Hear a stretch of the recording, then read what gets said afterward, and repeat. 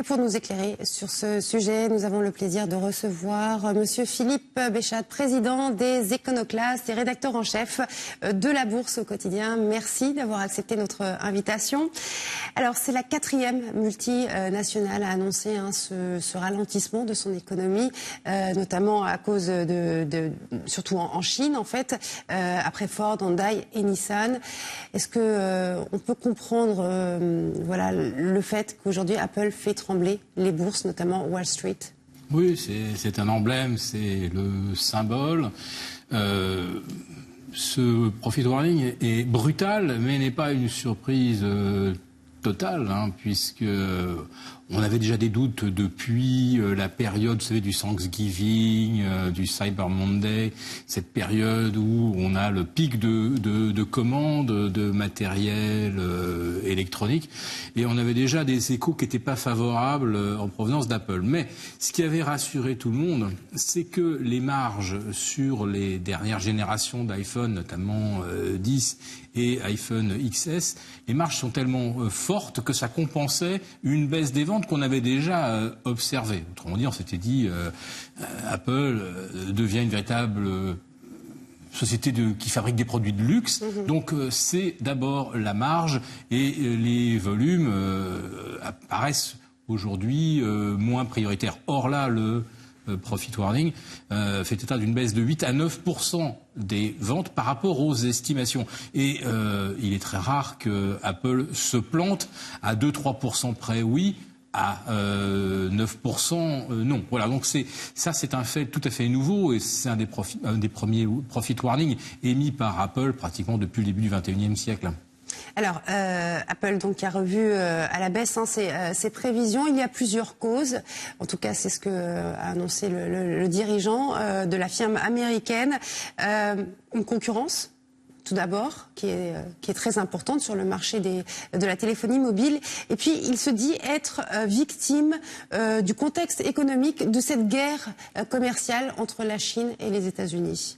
Alors ça, il y a un double message, puisque dans la bouche de Tim Cook, qui n'est pas, on va dire, un fervent partisan de Monsieur Trump, ça veut dire qu'il n'apprécie pas le climat sino-américain et l'impact commercial et sur la croissance que cela peut avoir. Mais ce ralentissement de la croissance, il est en fait global et il est peut-être même antérieur au début des véritables hostilités entre la Chine et les États-Unis. Mais néanmoins, pour Tim Cook, c'est quand même une façon de tacler un petit peu Donald Trump, qui a un peu pourri, c'est vrai, le climat. En ce qui concerne la concurrence, moi j'étais en Chine cet été, j'ai pu observer dans toutes les boutiques que les marques chinoises proposaient pratiquement que des écrans 5,5 voire 6 pouces et demi, et ce sont eux qui se sont adaptés bien sûr à la demande chinoise, et c'est Apple qui ensuite a été obligé de suivre et d'agrandir la taille de ses écrans. Alors tout le monde connaît Huawei, mais il y a aussi des marques locales qui ont un très fort taux de pénétration et qui font déjà du haut de gamme, qui sont par exemple Oppo, et ceux-là proposent des smartphones avec des grands écrans, et qui en plus de ça sont équipés de mémoire qui vont de 64 gigas vraiment pour l'entrée de gamme à 124 pour du moyen et haut de gamme, alors que pour un iPhone avec 124 de mémoire, il faut mettre aujourd'hui l'équivalent d'un SMIC sur la table. En Chine, vous avez un très bel appareil avec de la mémoire pour moitié moins cher, et je dis bien moitié moins cher. Voilà, donc il est évident que Apple aujourd'hui n'a plus cette avance technologique, ou ne propose pas ce confort par rapport à d'autres marques. Tous les écrans aujourd'hui ont des résolutions absolument fantastiques, des vitesses d'affichage colossales. Je ne vois plus vraiment aujourd'hui où se situe l'avantage concurrentiel d'Apple par rapport à... Il n'y a plus vraiment d'innovation de la part d'Apple au final. Alors il y en a dans des applications extrêmement pointues. Je veux dire, ça peut peut-être intéresser des professionnels de l'infographie. Oui. Enfin, pour l'usager lambda, les compléments d'applications qu'on peut trouver vont intéresser 1%, voire 0,1% des utilisateurs. Alors c'est vrai que là, sur ce segment-là, ils sont peut-être devant Huawei ou Samsung.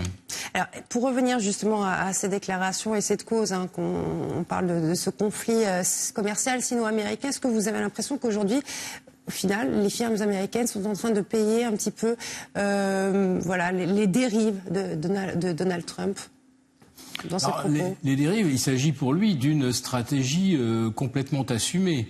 Qui est destiné à mettre fin, selon ses dires, à 20 ans de pratiques qu'il condamne de la part de la Chine. Donc lui, il a une stratégie qu'il juge d'ailleurs très populaire. Et aux États-Unis, on l'a vu d'ailleurs même avec les récentes élections de mi-mandat. Son agressivité envers la Chine a vraiment payé électoralement. Je crois que personne ne le nie. Alors maintenant, est-ce que ça pourrit vraiment le climat ? Probablement que ça n'aide pas. Mais quand on voit par exemple le cas particulier d'Apple, faut pas oublier qu'ils ont fait l'objet de procédures, et notamment venant de Qualcomm, et des actions en justice ont, par exemple, abouti en Chine à l'interdiction de la commercialisation d'anciens modèles d'iPhone qui utilisaient les logiciels d'exploitation Qualcomm. Donc là, on est face, en plus de ça, à un contexte juridique qui n'est pas favorable à Apple. L'autre contexte qui est défavorable, alors par contre en Europe, c'est le fait que tout le monde commence à comprendre aujourd'hui que Apple ne paye pas ses impôts, là où il fait du chiffre d'affaires et des marges colossales. Autrement dit, même si vous ne détenez pas un Apple, vous payez quand même les impôts d'Apple. Donc il y a un moment aussi où cette considération-là fait que la firme à la pomme est un petit peu moins populaire. Alors, dernière question. En tout cas, la Chine est perçue comme une menace par Donald Trump, puisqu'aujourd'hui la Chine va aller sur la Lune. On sait qu'elle va devenir, elle veut devenir aussi la première puissance économique mondiale, une armée grandissante. Est-ce que on a un ordre économique mondial qui est en train de changer de cap? En tout cas, ça a été clairement affiché par Xi Jinping.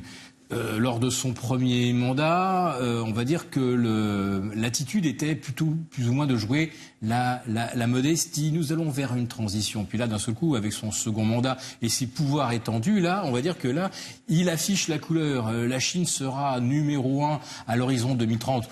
Pas seulement en termes de production, puisque c'est déjà le cas, mais ce sera peut-être aussi le numéro 1 en termes de technologie, le fait d'avoir posé effectivement un satellite et un robot sur la face cachée de la Lune, mais déjà en soi un exploit technologique. Mais la Chine veut aussi devenir la référence pour d'autres technologies. La référence est peut-être le numéro 1 mondial dans le secteur de l'intelligence artificielle. Et Huawei, puisqu'il était question beaucoup de Huawei, lui représente un nouveau standard pour la 5G. La 5G, c'est quelque chose de beaucoup plus complexe que la 4G.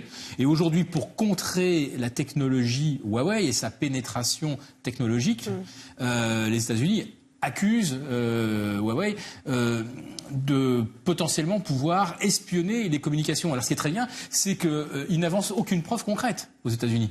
Voilà, essayer de faire pression aussi sur l'Europe, justement, pour... Voilà. Alors, notamment l'Italie et l'Allemagne, puisque ce sont des pays où les bases américaines sont les plus implantées.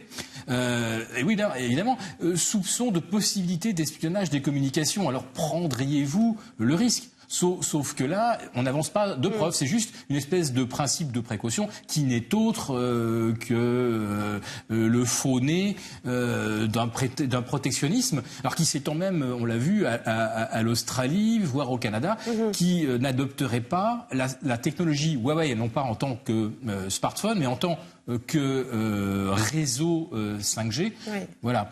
Donc pour savoir aussi si on a aujourd'hui ou pas un ralentissement global dans le secteur de la téléphonie, à mon avis, il faut regarder Lens Technology. C'est la firme de Hui Canfai, c'est la femme la plus riche de Chine, et c'est elle qui produit en fait les écrans aussi bien pour les smartphones Apple, Samsung et Huawei.